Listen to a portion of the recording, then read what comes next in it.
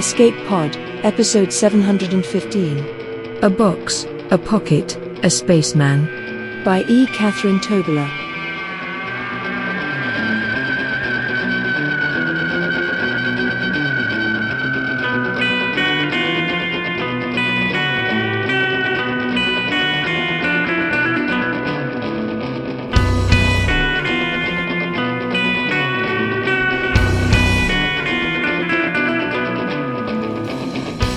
Hello, and welcome to Escape Pod, your weekly science fiction podcast. I'm Divya, your host for this episode. Our story this week is A Box, a Pocket, a Spaceman by E. Catherine Tobler. It was first published by Lightspeed magazine in August 2014. E. Catherine Tobler has lost the Hugo, World Fantasy, and Theodore Sturgeon Memorial Awards. She keeps writing. Your narrator this week is Tina Connolly. Tina is the author of the Iron Skin and Seriously Wicked series and the collection On the Eyeball Floor. She has been a finalist for the Hugo, Nebula, Norton, and World Fantasy Awards. She co-hosts Escape Pod, narrates for Beneath Ceaseless Skies, and all four Escape Artist podcasts, and runs the Parsec-winning flash fiction podcast, Toasted Cake. Before we get to our story, a quick note to any authors in our audience. Escape Pod is temporarily closing to submissions from January 15th through January 31st. We are transitioning our system to a new platform, which will launch on February 1st. Now, get ready to stare into a pocket of space, because it's story time. A box, a pocket, a spaceman. By E. Catherine Tobler. The spaceman shows up on a hot summer afternoon. Not in the dead of night when you're crouched in the garden peering through a telescope that shows you the endless glories and wonders of the night sky. There's no spaceship making a bright arc against a star-spangled sky. Just a man in a spacesuit, standing at the edge of your hammock. His presence reminds you school is over, and relatives will be coming soon and you don't want to see them. They will ask you, who can't see beyond the edge of your hammock, about grades and ambitions and plans for the future. Aunt Fran is dead, and there's just no fixing it. But funerals help us move on. Mom says so, and Mom knows best. You don't want to go because going means it happened, and going means something is over. You ask the spaceman where his blue box is, and he stares at you like you've lost your entire mind because boxes, he tells you in absolute certainty, are no good for spaceflight. Boxes are not geometrically synergistic, he tells you, whether cardboard or wood or blue. He doesn't have any kind of an accent. No bow tie, no box, and he's lost. He tells you he's lost. This is just Earth, you tell him, and he says he knows that. How stupid do you think he is? He's been here before. So many times before, he knows Rubik's Cubes and arcades, and the way ugly yellow dish gloves will stick to your fingers and turn inside out if they're too hot when you take them off. He remembers when an icy big gulp in a sweating plastic cup was the best part of summer. That's why he's here now, summer, and why it's afternoon, and why... He looks over his shoulder, and you, who had been plucking brows into perfect and silently sarcastic arcs in a handheld mirror, while the hammock made its creak, creak, creak sound against the tree trunks, follow his gaze, because you expect robots or aliens or something to have followed him. Through a portal, from the oozing innards of a crashed spaceship beyond the abyss of time. You expect something hulking in green or slimy in black. But there's only the quiet fence-trimmed lane that runs alongside the bayou, bushes bending in a breeze. In the tall pecan tree, the swing moves of its own accord. This is Louisiana, you tell him, and smack the mosquito that alights on your leg. You brush away the bloody black smear of the bug, then tuck your mirror and tweezers into the hammock pillows. And he knows it's Louisiana too, so you throw up your hands and tell him he's not lost in the least bit then, and to have a very good day indeed. Don't let the gate hit him on the way out. You don't even think he's a spaceman anymore. But then he's closer than he was a blink ago. So close you can see the space dust on the shoulders of his strange suit. Space dust? Listen to me very carefully, he tells you. And this is rather something a spaceman should say. You've imagined it 100 times, right before one arrives to carry you away. Away, away, away. This is all you want. Listen to me very carefully, he says to you, because they will be here soon. And time is of the essence. You understand time, and of course you understand time. You roll your eyes, and there's something of a smile on his face. The same way there was when you asked where his box was. They will be here soon, you echo, and wriggle your fingers at him. Menacing. Can't you do better than that, you ask? Is it 100-foot-tall robots? Is it slime-dripping 400-meter-tall monsters from an oceanic pit? Technically, he says, a crevasse. You can see the bayou, can you not? This is where the world is broken. And while they've been here all along, they've never come out, not until now, because of him. Right, you say, because of you, the chosen one. Rather not, he says, and rolls his eyes just the way you did. Is he learning things from you already? He's not chosen, he tells you. No one is ever actually chosen, are they, he says, because that means someone else wanted them. And no, he's from a place where people do not want, even if they need, and that's when you see the lostness in his eyes. I'm lost, he had said, and you don't get it until right then. Okay, then, you say, you're lost, and they will be here soon, and why do you require my assistance if that's what you're demanding? Because this hammock is awfully comfortable, and you've got eyebrow arcs to perfect. But they're already perfect, the spaceman says, and hauls you out of the hammock by your arm. God damn, you want to say, because the hammock was the whole of your summer plan. But in the next instant, the hammock vanishes. Every bit of fabric turns to ash in the summer air, dropping your mirror and tweezers to the lush grass that needed mowing a week ago. Oh, you say. And then it's running. There's no dissolving transporter effect. There's no miraculous ship that appears in midair to stymie the as-yet unseen threat. It's just running, and you're barefoot because it was hammock time, and the lane that runs along the bayou is not without prickers and branches. And is it alligator or a possum poo that's made the ball of your right foot slick? You are relieved when you hit a patch of summer-dried dirt, because it dries out whatever stuck to you, but then it's lumps of dirt, and you're behind the Saunders place, Brett always hitting clods of dirt out of his garden with his 3-iron. The spaceman pulls you into an overgrown camellia bush and smothers your mouth with his hand. He smells like hot, sun-simmered metal, and in the close space his eyes gleam like dimes under harsh southern noon sunlight. He narrows them and looks at you, like he's expecting a protest despite the hand over your mouth.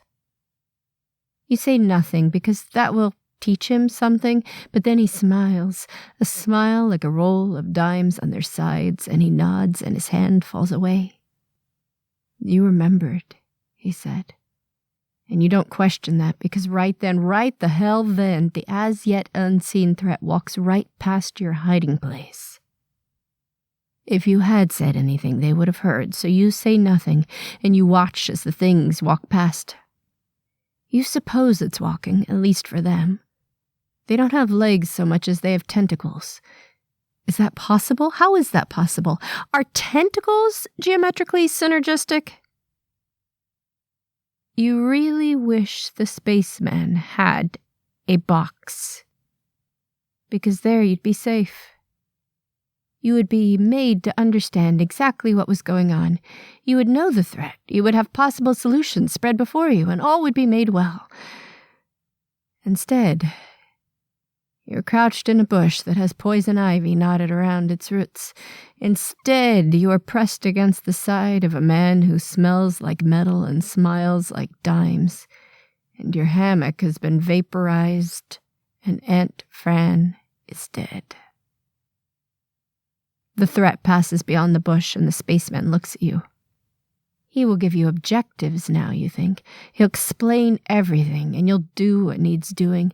And then he'll put your hammock back the way it was, and Aunt Fran, too, because it's all just death, he tells you. And he opens a pocket of his spacesuit. Because spacesuits have pockets, sure, and he shows you the thing that isn't possible at all. The pocket opens into blackness, but the longer you look, the more stars begin to come out. Within that slit of black pinpricks of starlight come to life, like cells dividing until they become something entirely else and other. The more your eyes adjust to the dark, pupils blown wide in the face of eternity, you see constellations you recognize. There's Orion, and you know exactly where his nebula is, but how is it in a spaceman's pocket? How is it? You stare at the spaceman, not understanding. You ask if he stole the stars, if he stole the universe, and he laughs. It's not a happy sound. It's not a laugh like you've ever heard, and his metal-scented fingers seal up the pocket as quickly as they opened it. Everything was bigger on the inside, of course. This shouldn't surprise you, even as it does. People, boxes, books, you open them, they just went on and on and on, the way Louisiana summers do. All right, you say to him, all right. It's all just death, but right now we're not dead, right? Tell me we aren't dead, because if we're dead... And here your voice hitches the same exact way it did when Elizabeth gave you her phone number before summer break. If we're dead... We are not dead, the spaceman says. But neither are we exactly... He never finishes that sentence. The threat returns, slithering back up the bayou path, looking and looking, but never seeing exactly what they go past. You and the spaceman and the pocket universe. Neither are we exactly corporeal, human, lost, ice cream, plans for the future, living, beyond the edge of the hammock. The summer afternoon snaps and you're... The spaceman has been coming to Earth longer than you know. He never tells you how long and you never ask. He shows up 3 times that you remember, and each time he tries to tell you something that you never understand. Mostly you wonder if he can solve the physics midterm you have next week. He shows no inclination toward this, more intent on the chocolate malt sitting between you and the straw that stands suspended in its frozen middle. One day, he says. Today, you ask. One day, he says again, everything will make sense and you will remember. And this is what visitors from the stars are supposed to say, so you go with it. They know things, visitors from the stars. They know that one doesn't actually fly about space in a box. They know that bringing people back to life is impossible. They don't know that Mentos plus Coke equals explosion and don't know the same thing happens with vinegar and baking soda. This is why your mother doesn't let you in the kitchen. What day do you suppose that will be? You ask him. Why does it matter what day, he says. The day will be the day and that's all. Knowing ahead of time won't help you. You mash the paper down the length of a second straw and add the straw to the malt. You push the straw wrapper to the side, but his eyes swing to it. His eyes are ordinary, he's ordinary, until he dips a finger into the ice water and carries a droplet of water to the straw wrapper. This water droplet falls precise onto the paper, and the paper wriggles like it's a worm. Every ridge you scrunched into it comes undone. When the paper stops moving, it's just soggy paper, flat against the Formica tabletop. Well, that's disappointing, he says, and reaches for another straw. You snatch it from his hands, wanting to undisappoint him. You tear this one carefully open, pull the straw out and set it aside. You fold the paper in half, and again, over and around until you hold a small paper heart within your hands. You show it to him, but do not offer it. He reaches for the malt, pulling it close enough to suck on one of the straws. He freezes his brain with the sweet chocolate as you lean across the table, open his pocket, and slide the straw paper heart inside. It's no ordinary pocket. It's not filled with lint or keys or identification, because he's a spaceman. He has space in his pockets. He opens his pocket and it's black as night inside. You think you see the entire universe in there. At the least, you watch the straw paper heart free fall into all that sky. Is it still sky when it's beyond the sphere of Earth? Is it still sky when it holds all the stars and galaxies and nebulas that ever were? And you know today is the day after all. You know exactly what he means, and the world snaps again and you're on the swing but not swinging. You're just sitting there because it's too hot to move. Your shorts are rucked up against your sweaty thighs and you nearly can't breathe. You hate this place and it will never be home. But right now, when breath of air moves the swing, and the yew, and the branches above, you like it well enough. And then there's the spaceman. He's standing by the trunk of the tree, his hand pressed over a pocket in his spacesuit, and you think he will smell like metal. You drop off the swing, bare feet in cool grass that needed mowed a week ago, and walk toward him. You think his pockets will be filled with stars and forever, but when he lifts his hand, there's only something like blood filling his pocket. You think he should slump to the ground the way he's losing blood, the way the warm summer metal smell of him permeates the air, but he grabs you by the arm and you're off, down the bayou path before he's said a word to you. Slipping feet, clods of dirt, and he yanks you into the overgrown camellia while the as-yet unseen threat slides right by again. "Hello," you say to him when the threat is past. "If only I had a box," he says to you. And he goes unconscious and limp in the camellia. He is dead. You are positive he is dead, because it's all death. He said so, and Aunt Fran proved it, and your ankle brushes the poison ivy and you wince, but you don't exactly care. You're already reaching for the spaceman's pocket, pushing it open with your sweat-slick fingers so you can see how it's bigger on... There's only ruined flesh beneath your fingers. Your skin tingles as the spaceman's blood moves into every fingerprint. It's not red. It's not blue. It's not even ghastly green. It's no color. But it feels like hot ice burning your fingerprints away. You wipe the blood down the matte material of his spacesuit and stare at your fingers. The prints are gone. Your skin is smooth as the skin that runs the length of your forearm. "Oh, shit. Sorry, he says. Other pocket.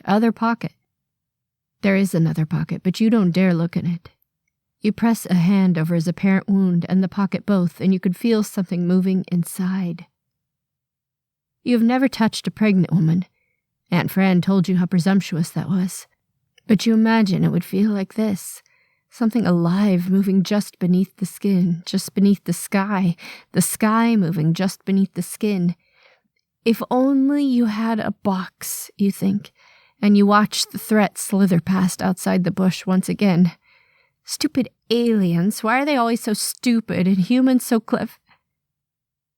But even as you think this, the branches of the bush part, and oh, they found you. They have found you and will eat you while you're still alive, unless you and the spaceman vanish the way your hammock did. But you don't vanish.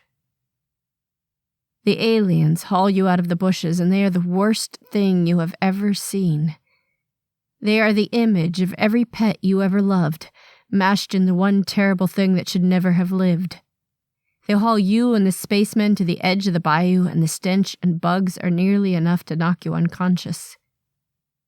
You almost wish for that, because it would be better than looking into your puppy's eyes and that alien face, but all you can do is look. The spaceman has no gizmo that will save you or him or anyone. This, you tell the aliens, is clearly a misunderstanding. You ask them if they are lost, and they stare at you. You can't know where they got the images of your pets. There's dogs and cats, and even a gulping fish face goes by as they look at you. But you think if they knew well enough to get those faces, they know everything there is to know about you and Earth and life. But mostly they should know that everything that lives also dies. Every face they assume as their own is dead and gone, and so very dead, skin long since rotted away, burned away, chewed away, and you see the flicker of the grave upon them then. If you know death, they should know death, and they do. Wet, dissolving death. The aliens come apart in a flood. They have no form but for that which you give them. They come apart in sticky rivers of ejaculate that whiten the edge of the bayou. They avalanche down the dirt and into the water where they are nothing but an oily sheen. An alligator passes through, slicing the slick neatly in two. You stare at the spaceman who stares back at you with his dime eyes, and you have no actual idea what has just happened, only that he smiles at you, and you smile at him and say, "God damn it, you owe me a hammock." And possibly also Orion, he mutters, before the world snaps again, and you are sitting in the night dark yard, telescope aimed at the endless glories and wonders of the night sky, bare feet curled into grass that should have been mowed a week ago. The night is too damn hot. But there should be a comet crossing through Orion's belt, but you can't find Orion's belt, which is impossible, but also rather happening. You pull back from the lens to scan the night sky, and it's just not there. It's summer, you tell yourself, so there shouldn't be an Orion at all. But it's more than that. There's a hole in the sky where the stars used to be. There's a stretch of black that is like looking into a pocket, that is like looking into a crevasse that just keeps going and going until it stops in a shine that looks like a smile of dimes turned on their sides, and you think, "Oh, Spaceman, what the hell did you do? What did you do, and when can you do it again? Because sometimes these glories and wonders are just too impossible to take, and you want to bundle every single star and paper heart into a pocket, seal it up, and never look at them again. If only, you think, you had a box, a pocket, a spaceman. But the night is warm and quiet around you. Your hammock and ant have dissolved, and you do not.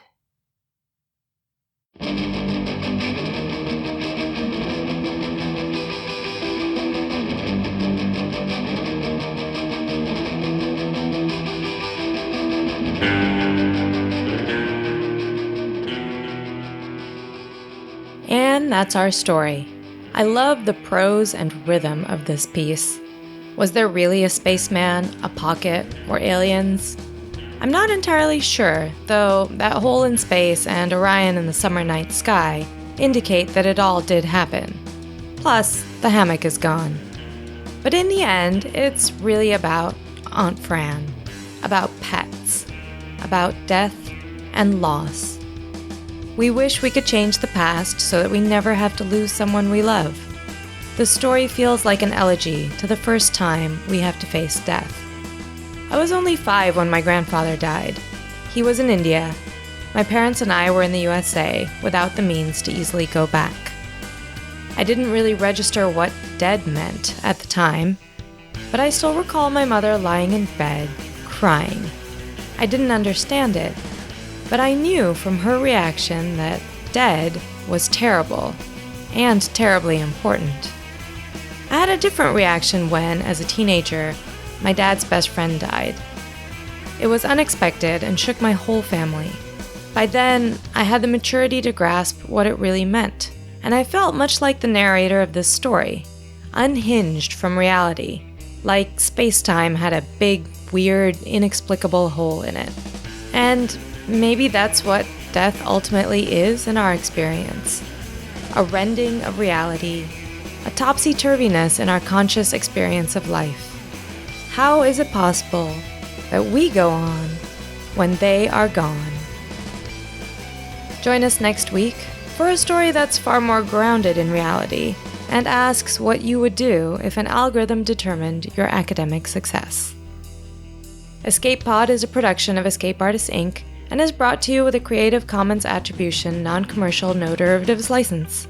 Don't change it, don't sell it, do go forth and share it. If you'd like to support Escape Pod, please rate or review us on Spotify, Apple Podcasts, or your favorite app. We are 100% listener supported, and we count on your donations to keep the lights on and the servers humming. You can donate via patreon.com by searching for Escape Artists, or via PayPal through our website, escapepod.org.